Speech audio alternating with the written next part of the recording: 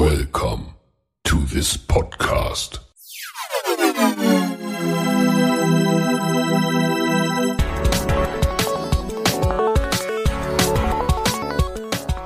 Water Polo Expert Talk. Get the insights.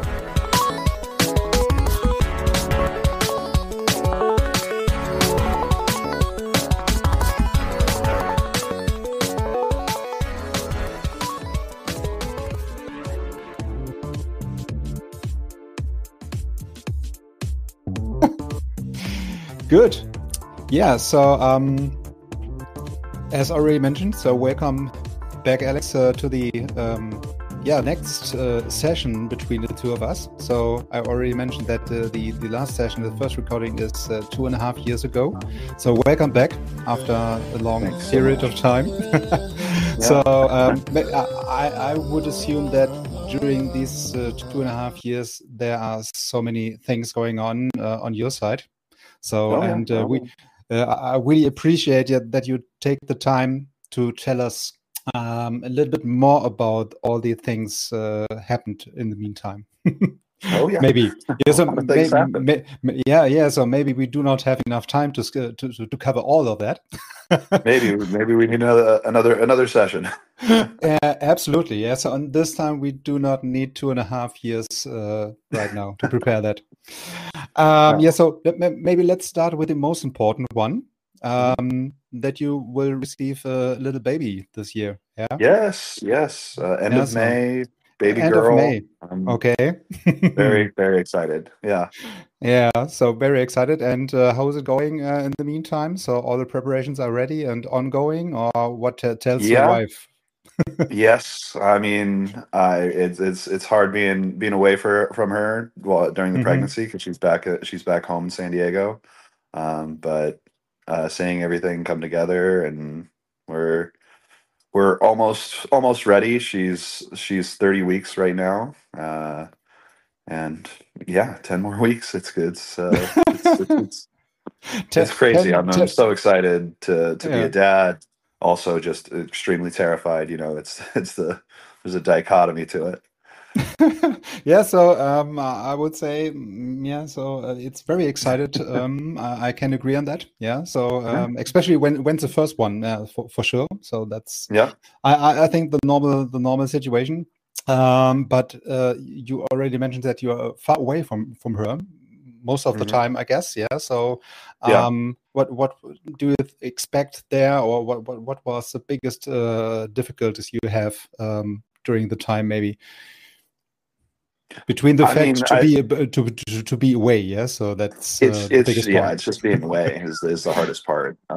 Not being able to help as much, but I mean, communication isn't our problem. I mean, we're able to talk and FaceTime and video call all the time. So, or at least 2-3 times a day. So we've got that, and that's really like the way to survive, really. But just not being there in person has been the kind of the toughest part for me and for her. Okay, so and what is then maybe the let's say plan for the future? So a little bit to be a little bit more concrete. So when the baby's arrived, so you are still here in Europe. What is the plan? So should be after the season. Should be after the season. So I should be able to be there for the birth, and I'm trying to make sure that I am there for the birth. Okay, yeah. So I think that's then also a very important point to bring this to a good end, to be there when it's really the magic happens. So to say. Yes. Yeah. So and then will she move also to Spain, or will it be a long distance, whatever? So we're figuring that out. Complicated so it's complicated from my point of view, at least. So couldn't imagine how complicated it is for you both. Yes, it is complicated, and we're just figuring it out as we go right now. Okay. Getting one thing done at a time, you know. So the next big achievement then is end of May. So during May, when you reach the final Yeah, so not really in a sports perspective, but a little bit more important achievement. Yes. Yeah. Cool. Yeah. So in this case, the most important point we already covered. Yeah. So, but let's come back to the other topic regarding water polo. That was also last 2.5 years. So many going on. You moved from Paris or France to Spain. There was the Olympics in between end of last year. So it was, I guess, a crazy year for you. Oh yeah, no, absolutely. It's been. I mean, last year was absolutely incredible. I mean, Olympics, getting married, and then going to Spain. So it was quite the it was like a 6-week period of like getting the medal, coming home, getting the wedding ready, having the wedding, honeymoon, and then Spain. And then I think I was here for like 4 or 5 days before playing Champions League. So it was quite the 6 weeks. Yeah. So maybe then the preparation was exactly the right one for you. Yeah. So when you're emotional, not really the preparation from swimming and shooting and whatever. So you have adrenaline from somewhere else. Yeah. Exactly. But no, it was. I mean, absolutely incredible. I mean well, I'm sure we're going to talk a lot more about the Olympics, but like the wedding went off without a hitch. I had a blast. Had most of the teammates there, most of the guys that I've played with from the U.S. team there, and I mean the ceremony was perfect, and we had a great time. And afterwards went to Mexico, had a good honeymoon, and then swept off and back to Europe. Business as usual. Back to Europe. And back to Europe brings us to the move. Let's say it that way. From France to Spain. So you play right now for Sabadell. So which is I guess also the next logical step, maybe coming from France or playing in France for Paris, and then really looking for the next. Next achievement or next step in water polo career, and how it comes to this move. So to Sabadell at the end. I mean, had a good connection through assistant coach on the national team. Gavin Arroyo played for Team Colette many years ago, and we came here October 2023.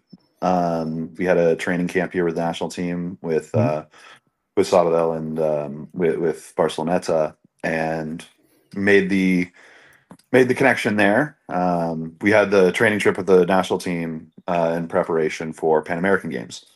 It was timing wise was awful for the season because I ended up missing 3 or 4 games in the French league, just because, I mean, we had Pan American Games. It's our way to qualify for the Olympics and everything. So they were understanding, but also, I mean, I missed a lot of time, but it ended up coming back, playing in the cup, and but yeah, no, it worked out really well for us there. And Pan American Games were very well done. We were in Santiago, Chile. First time, that was my first time there. They did a great job running it. I think every Pan Ams that I've been to has been run very well. It's a good spot. Like, I mean, the first one was Toronto in 2015, and then we were in Lima for 2019, and then Santiago, and I think the next one's Colombia. Okay. Yeah, so the next location. Yeah. On the bucket list. And Sabadell, you have the training camp or preparation camp with the US team then in Barcelona, I guess. And based on the good connections you already have, then comes to the conclusion, okay, maybe that club is maybe then the next good step for you, I guess, right? Yeah. I mean, introductions really were made there, and I was able to talk a little bit and Yeah, keep okay. the conversation going for the next year. Um, just because we like kind of saw like by the halfway through the season, we kind of knew there was something happening with the club, and Mhm. as you saw with what happened with Circle, now they're in the third division with the French league. Yeah. Had some money problems and everything. So um, everything they ran everything well. I don't think it was a problem necessarily within the club, but some outside influences and that kind of stuff Mhm. really kind of hurt the team, which happens. Yeah, yeah. So at least Oh, at the end for you personally, the right mm, decision. Yeah. So yeah, to move it or right to time know too. maybe yeah. So exactly. So new things and how things are going maybe in the future, and Mhm, then also try to reach out to other clubs really at the mhm. first moments of these kind of miracle coming up in France. Yeah, yeah, but I think I ended up signing relatively late. I think I had a Mm. couple options, but this was just the Okay. most made the most sense. Yeah, so especially in the area of Barcelona, yeah. So when you have Hmm. also you mentioned Barceloneta, the other Barcelona club, then Sabadell, and all the kind of water polo clubs around Barceloneta, Hmm. Barcelona. I think it's really a different, or one of the best countries, maybe first of all, but also best areas to grow. Yeah, at Oh least yeah, at oh your yeah. level, maybe there's some space to grow at least, and have fun during the game and during the season. Yeah, so to win Oh yeah. titles and medals and whatever. So I think also the season this year went very well. Yeah, right, with Sabadell. Yes, so far it's been going very well. We've got the second quarterfinal in KOTOR and on Thursday. So I think Hmm. we leave tomorrow morning. Very excited for that game, and and moving forward. Yeah. So We have. yeah, Oh, you go yeah. ahead. Sorry, I don't want to interrupt you. No, no, it's all right. Yeah, we have that, and we have two more games left in the season. So playing the next round in Euro Cup is is our aim, is our goal. So Yeah. when we have the capacity. Yeah, so and already many times regarding then also the Barcelona and Barcelona clubs. So Mhm. I would guess that makes a lot of fun to play against them. At Oh least yeah. when you Oh, maybe not have every time the winning on your side, um, but at least from an experience point of view, maybe it does really make sense then also for growing and training and also get prepared for the next national team things mhm. coming up. Yep. Yeah. And Mhm. maybe then also some guys from Hanover also, Finn Schütze is also playing with you together, right? Yes, yes. Finn's great. We love working with him on the right side. Uh, I don't. A lot of teams. I haven't played it with. Haven't been on a lot of teams with left-handers. So it's Okay. Yeah, so it's just in maybe the way of then, how things work. But yeah. it's no, it's great. Finn's great. In and out of the pool. Excited to have him on the team.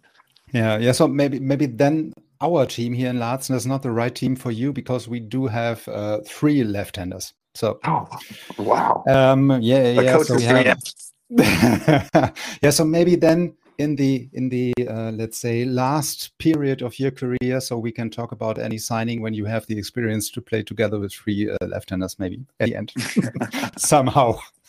But I Somehow. guess we do have not the funding and the money for that. But maybe who knows what the Maybe. future brings.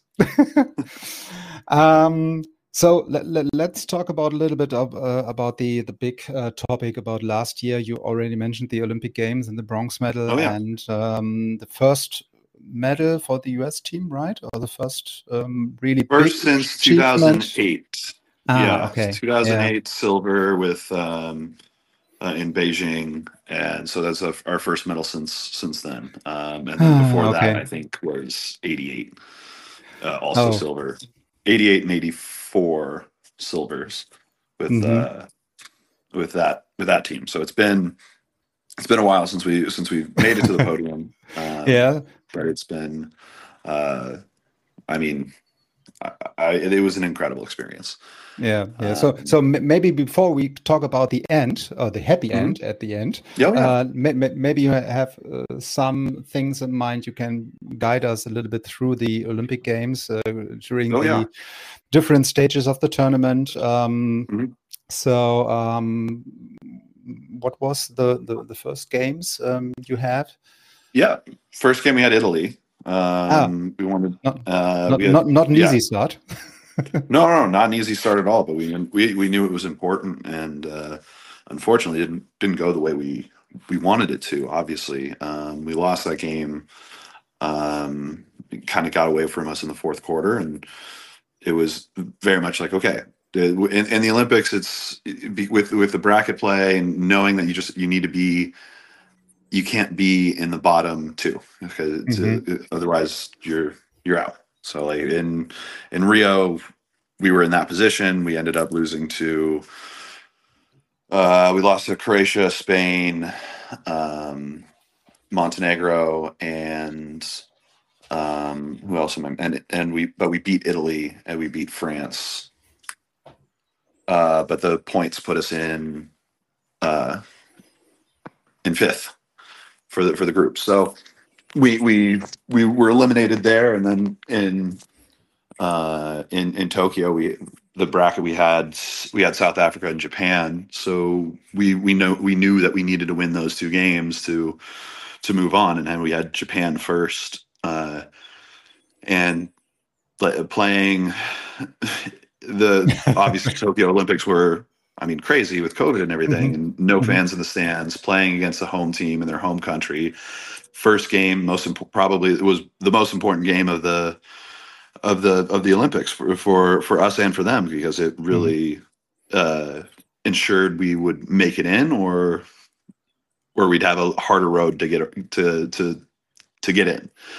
Um, and then this time it was similar. You look at the teams, the first two teams we beat. So we lose to Italy, and then we have Romania next, and it's a must-win situation. Romania's young; they have some talent that I think in the future they'll be better. Um, but it was, I think we were stronger than them at that point, and we took advantage. We won, and it was just it was a check mark. We needed to make sure that we got past them. Also, kind of get it off our back a little bit that we have a win, we can continue going on, and then we have Greece next. Another disappointing game, close again, but I think game got away from us a little bit, and lose that game, and it comes down to us in Montenegro, which I think from there, I think from our perspective, and I think from there, I think they had a similar perspective, and this was the game. This was the most important game.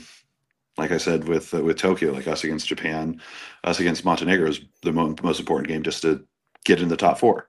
Hmm.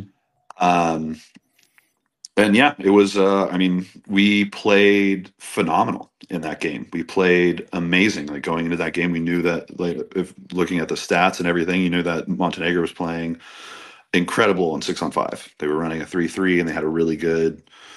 They were setting up everything really well. Their shooters were getting open shots and everything. And I think a lot of the teams were struggling against it. And game plan, we figured a game plan out with it like 48 hours before, and ended up working. No, I mean, we made a drastic change in the game plan, and I think we had the talent to be able to do that. And it's kind of funny, because if you go back and look at the game, it's I don't think they knew what was going to happen, Hmm. and we changed our 5-man from, because we played against them. We had them in the U.S. for training earlier that year. We had well, like earlier that summer. So we had played 3 games against them, 2 or 3 games against them, and I mean, they were doing the same thing with 6-on-5 for the last year at least, and they were doing a really phenomenal job. And then you look at the game that we played against them, and the change that we made, and we were able to cut that off for them. And our 5-man defense in that game was the best I think we've ever had. We did a really, really good job with the game plan change and everything, and it threw them off balance. And I think it really gave us the win in that respect, just because like we knew that we were going to be able to score our goals on offense, and we knew that we were able to get open. And we just needed to make sure that the classic. We just need to stop them from scoring more than us. So, but yeah, no, it was that was a really key moment for us, being able to go into that game knowing that it was a do or die situation, and being able to have the confidence and confidence from that game moving forward, and also just having during the game, just having the trust in each other to make the stops. And yeah, that I think the confidence from that game, I think that rolled into our next game against Croatia, and winning that one too it was a bonus at that point. Like, we got into the top 4, we knew that we were going to continue to play, and knowing that Spain was on the other side, in the first position. I mean, obviously you don't want to have to play them first. And I mean, because the success they've had over the last 3 years was, I mean, great. I mean, they're a very, very good team, very fast, very physical, very talented at every level. And we also trained with them recently, and we trained with 4 teams before the Olympics, and it was Montenegro, Greece, Croatia, and Spain. Not in that order, but it was. I mean, you want to train with the best, so it's we knew what we were up against, and playing it like. I mean, we played our heart out again. That Croatia game played really well, and it came out with that. It came with the win, so we ended up playing Australia in the quarterfinal, who was on fire in the group stage. I mean, some really, really great wins for them. Best I've seen Australia play, and I mean, it's like, yeah, just like they played the best I've ever seen Australia play, and I mean, kudos to them. But it wasn't so much that we were looking forward to playing them, because we knew that they were on a hot streak, and we knew that it was going to come down to in that game. We knew it didn't matter who you're playing. It's a quarterfinal game. You have to win. And and going down early to a brutality really set us off in the wrong direction, because I think we've played Australia so many times. We know them very well. They know us very well. And it was going to be a tough game. We knew it was going to be a tough game. Losing Johnny Hooper early was difficult, but being able to stick around and stay together, play good defense, make our stops and everything. And I think we ended up coming out of the brutality down 2. I think it was 4-2 at that point, and we just kept chipping away. And yeah, I mean, like, it was that definitely one of the highlights of my career in that game, and that game is definitely one of the highlights of my career. It was, and for USA water polo in general, just to get to the semifinals, which we haven't done since 2008. It's been a long road since then. But it was, knowing that my teammates trusted me to take the last shot to score to tie it up, and then going into a shootout, and how great Adrian played, and just knowing that everybody was going to put away their penalties to move on to the next round. And it was, I mean, probably my favorite game the Olympics. I mean, Yeah. So, but when you mentioned really, so this is for most of the people really, no situation which will occur during their life that you have the chance to play Olympic quarterfinal, semifinal, and then have a shootout. Yeah.